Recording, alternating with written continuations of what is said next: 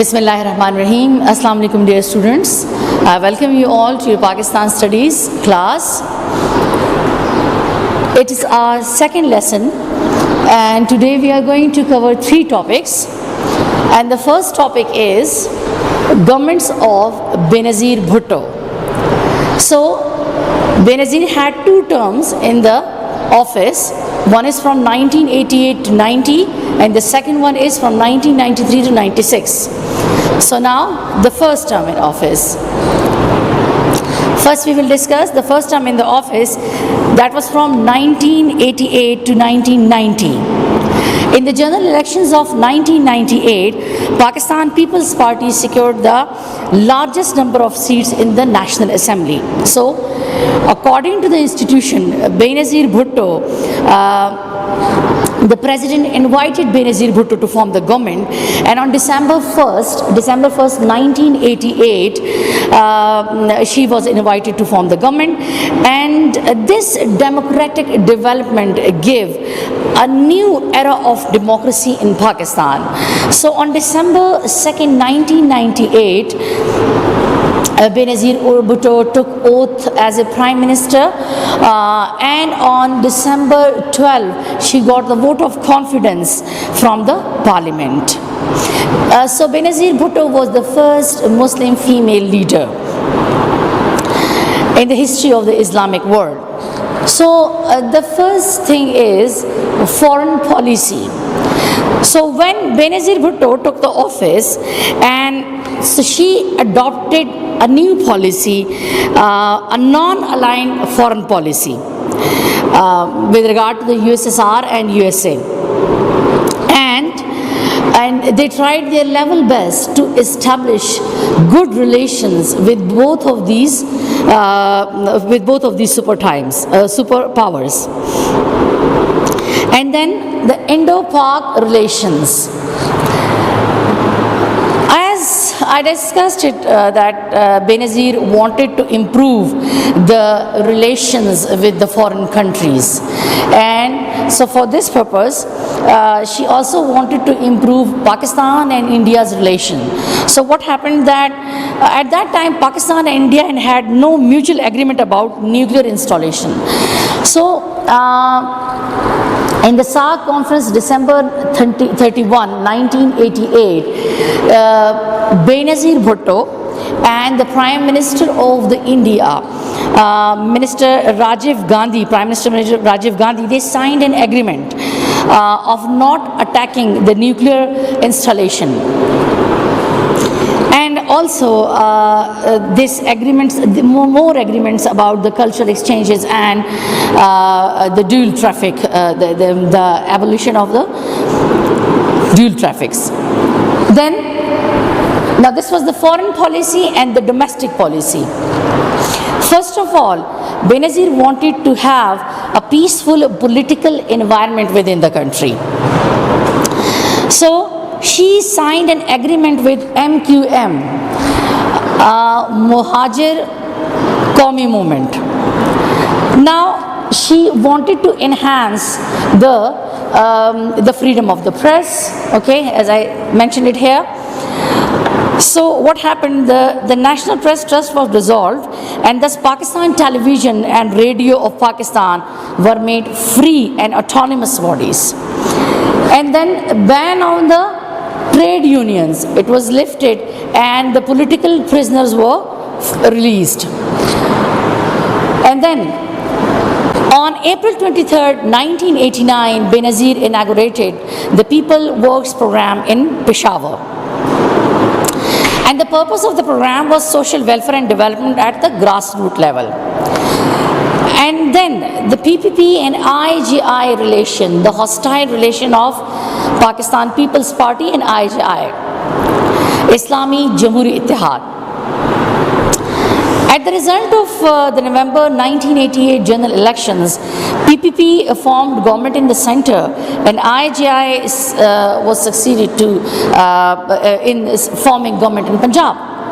But the two of the governments, like most of the time, they were having very confrontational type of attitude towards each other.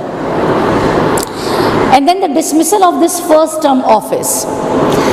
On August 6, 1990, President Ghulam Ishaq Khan of that time, he dissolved the National Assembly, and the charges were corruption, misuse of power, and the undermining of democratic norms. Ghulam Mustafa Jatoi was appointed as the caretaker Prime Minister, and general elections was supposed to be held on October 24, 1990. So this was the end of the first term of Benazir in office. That was from 1988 to 1990. Now let's move towards the second term. That is from 1993 to 1996. October 1993, PPP again got highest seats in the National Assembly, and Benazir took oath on October 1993 for the second time as the Prime Minister of Pakistan. PPP formed a government in Sindh and Punjab, and Nawaz Sharif and his allies formed government in KP and Sindh. So this time she has a very cautious approach. She improved her relations with bureaucracy, and the media was, and she gave the chance to the media to have a remarkable freedom. And one thing is, she formed her cabinet with utmost care. And then some steps were taken for the improvement of the image of Pakistan. So first thing was reducing unemployment, improving literacy, eliminating load shedding of electricity, improving the state of healthcare, eradicating drug trafficking, crime and terrorism, and improving education and national resources, and framing the foreign policy of the country according to the global perspective of that time. Okay, now let's see that what were the causes of the downfall of the Benazir's second term. The first was toppling of KP and Balochistan governments. Benazir Bhutto was ambitious to form governments in the KP and Balochistan. So thus the government of the Pir Sabir Shah in KP was toppled and replaced by Aftab Khan Sherpao as the chief minister of the province. Later on, Zulfikar Ali Maksi in Balochistan was also brought down, and efforts were made to form PPP-led government there. And PPP had conflicts with MQM. Okay, this was also one of the cause of the downfall of the Benazir, the downfall of the Benazir government. Then the high taxes. June 1994, PPP put their first budget before the National Assembly, and the budget proposed new taxes. So the people started to revolt against the government. This was also one of the factors. And then they had some differences with the Supreme Court. June 26, 1996, Supreme Court of Pakistan restored the local government bodies. But Benazir Bhutto's government passed a legislation that entitled it to retain the powers of these institutions. General sales tax. Okay. So August 10, 1996, the trade community launched a strike against the general sales tax that continued for 2 days. And these are the causes of the downfall of the Benazir government, of second term government. Okay, so on November 5th, 1996, the President Farooq Ahmad Khan Laghari, according to the article 58(2)(b of Constitution, he dissolved the National Assembly and appointed the ex-Speaker Malik Miraj Khalid as the caretaker Prime Minister, and February 3rd, 1997 was fixed for the next general elections. Now we are going to discuss our second topic, that is the governments of Mia Nawaz Sharif. The first term was from 1990 to 1993, and then later on we will talk about the restoration of his cabinet. So, Nawaz Sharif won the 1990 general elections and he became the Prime Minister of Pakistan. He had the greatest numbers of seats in National Assembly, and at that time Ghulam Ishaq Khan invited him to form government. So after becoming the Prime Minister of Pakistan, Nawaz Sharif took following steps. The first one is the foreign policy. Nawaz Sharif wanted to have peace in Afghanistan, and he brought many positive changes in his foreign policy. So peace was brought in Afghanistan through negotiation with different Afghan leaders, and then he tried to improve Indo-Pakistan relations. He also worked for Kashmir issue. And India and Pakistan in his era renewed the agreement of not attacking on each other, the nuclear installations. Though he tried to work for Kashmir issue, but it was not a successful step. Then the National Finance Commission NFC award. The purpose of this NFC award was the distribution of the resources between the federation and provinces. National Finance Commission was established and the provinces gained financial independence from the center. The reason was, so they wanted the provinces to have the economic growth or development on their own initiative. The next is Indus River System Authority, IRSA. There was another issue on the distribution, that was the distribution of waters of the Indus River. So the chief minister of all the provinces, what they did, they signed an agreement in 1991. The Council of Common Interest is a constitutional body for resolving conflicts between the center and the provinces. So in a meeting chaired by the Prime Minister, approved this agreement and decided to form IRSA for implementing it, Indus River System Authority. And then the Privatization Commission. The government constituted the Privatization Commission when? On January 22nd, 1991. Official banks and financial institutions were reformed accordingly. And the purpose behind the establishment of this commission was to improve the economy of the country and lessen the burden on the national purse by privatizing those state-run economic enterprises. And those economic enterprises, they were suffering losses. And reforms. Some reforms were introduced which facilitate foreign investment in the country, and export increased up to 12%. And the country's foreign exchange also increased. Then the agriculture policy. Government announced agriculture policy, and the aim was to promote the agriculture sector. And then the Sharia Bill 1991. Sharia Bill 1991 was introduced and passed by the National Assembly. The main aim of this bill was the primacy of the Holy Quran and Sunnah in legal and administrative affairs. Baitul Mal was established, and the objective was to help the poor and needy people. Then another scheme, that is self-employment scheme. The government introduced self-employment scheme.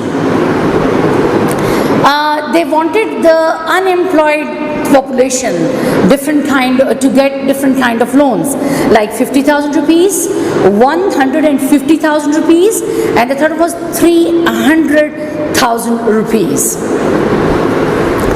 The labor policy.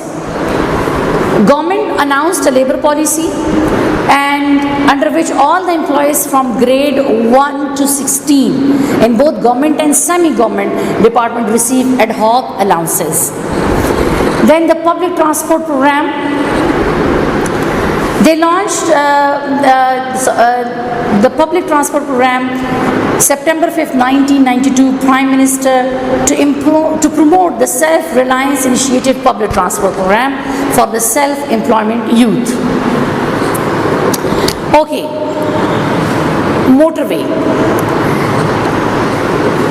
Nawaz Sharif launched motorway between Islamabad and Lahore in 1992 to reduce the traffic jams.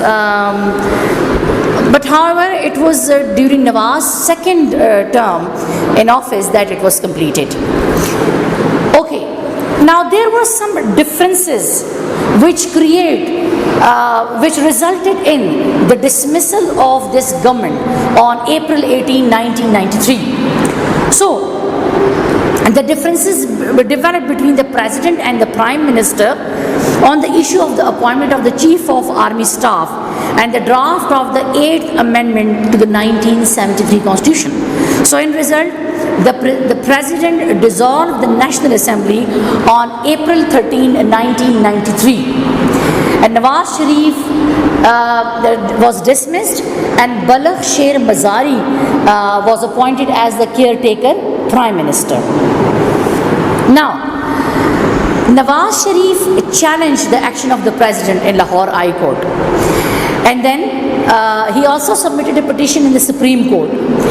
The judgment of the Supreme Court on May 26, 1993, they restored the cabinet of Nawaz Sharif, they restored the National Assembly, and on May 27, 1993, Nawaz Sharif got the vote of confidence. May 26, 1993, the Supreme Court judgment that they restored the National Assembly and they restored the cabinet of Nawaz Sharif. On May 27, 1993, Nawaz Sharif got vote of confidence. And then what happened? But there were some political crises at that time. Ghulam Ishaq Khan resigned from the presidency, and the delusion of the National Assembly and holding of the fresh general election within a given time frame. So consequently, on July 18, 1993, President Ghulam Ishaq Khan dissolved the National Assembly and resigned as the President of the Republic. Wasim Sajjad, the chairman of the Senate, became the acting president, and Muin Qureshi was appointed as the caretaker Prime Minister of Pakistan at that time. Now, the next topic is government of General Pervez Musharraf.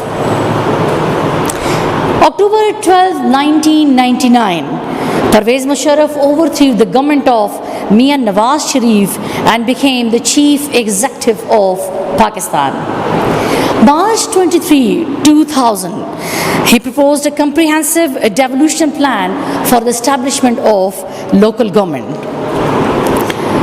For the implementation of this plan, Pervez Musharraf established a National Reconstruction Bureau.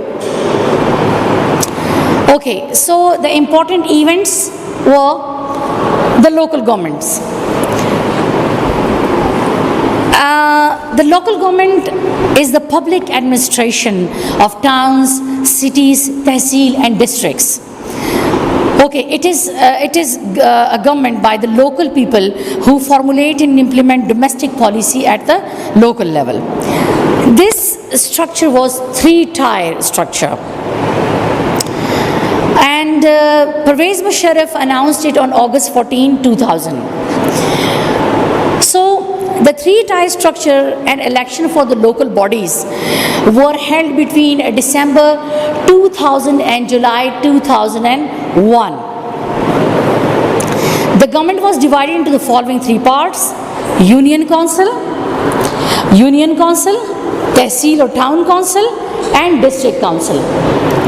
The elections of the Nazim and Naib Nazim of the Union Councils were elected directly by the people, while the Nazim and the Naib Nazim of Tehsil and District Councils were elected indirectly.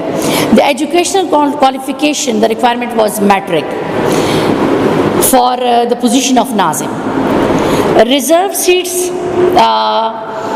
at each level, the reserved seats were also, there were 30% seats for the women. Seats of the minorities, the laborers, farmers were also reserved. Then the powers and the functions. Nazim was the head of the chief executive of the district administration, the district coordination office, DCOs, and the district police officers, DPOs, were subordinated to the district council. The local governments were given the multiple administrative and financial powers.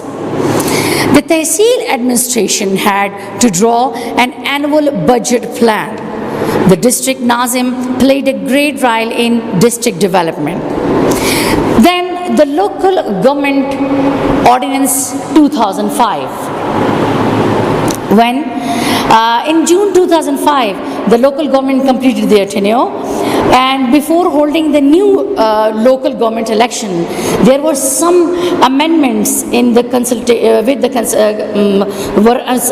rules were amended in consultation with the provincial assemblies. So the Local Government Ordinance 2005 was promulgated. The number of the members were reduced.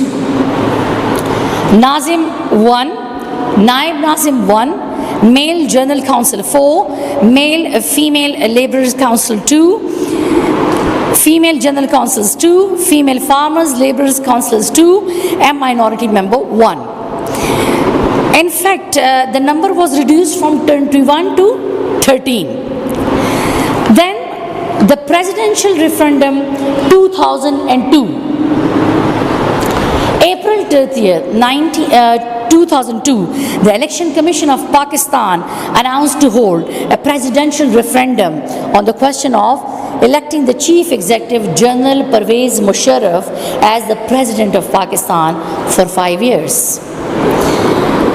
Though the opposition filed appeal against this referendum in the Supreme Court, and the Supreme Court rejected that appeal.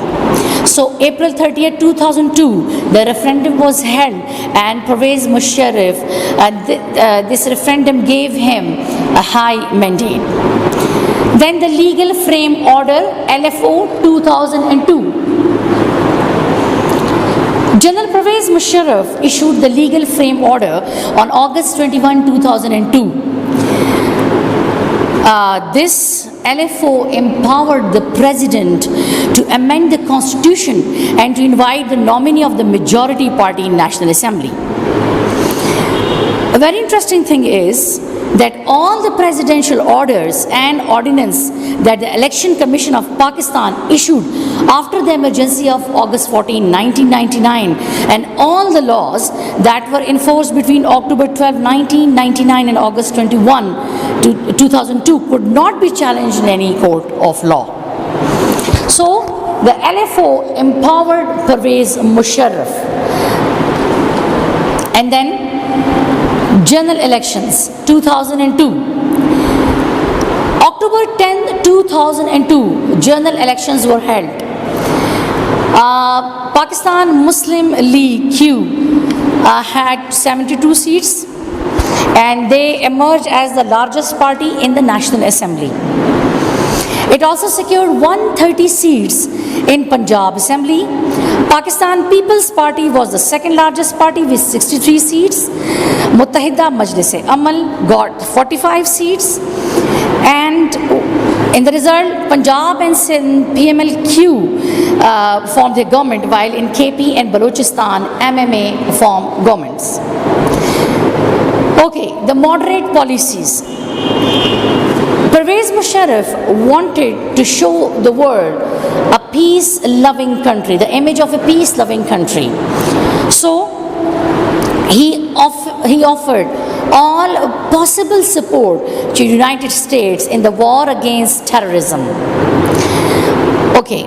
And before this Musharraf era, most of these superpower, they used to have some suspicion about the Pakistan.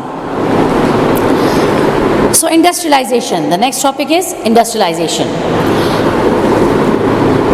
The Pervez Musharraf era, the foreign and the domestic investment brought enormous economic growth in the country.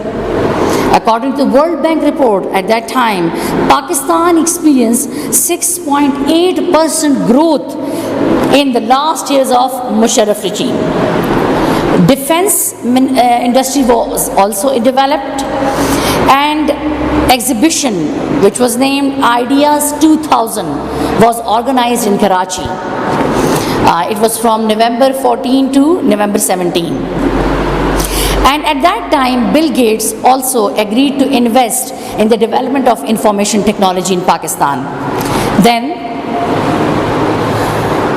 privatization. In Musharraf era, round about 5% citizens rose from poverty level and become part of the middle class due to the privatization of the banks and industries. The television, telecommunication, motor car and motorcycle industries made much progress. And then Pervez Musharraf introduced multiple reforms. Economic reforms, the journal sales tax was implemented and tax rate was reduced. And then women were given representation and nepotism was discouraged as the social reforms. And in democratic reforms, local body system was established. In education reforms, Higher Education Commission, HEC, was formed, and the objective was to promote higher education in country. Computerization of database in terms of computerized national identity cards was also introduced by Pervez Musharraf. The resignation of Pervez Musharraf. As a result of the general election held on February 18, 2008, Pakistan People's Party parliamentarian came into power and Yusuf Raza Gilani became the Prime Minister of Pakistan. On August 18, 2008, Pervez Musharraf resigned from the presidency. On September 6, 2008, Asif Ali Zardari was elected the country's new president. Thank you so much. This is the end of lesson 2, and we have finished our chapter 1.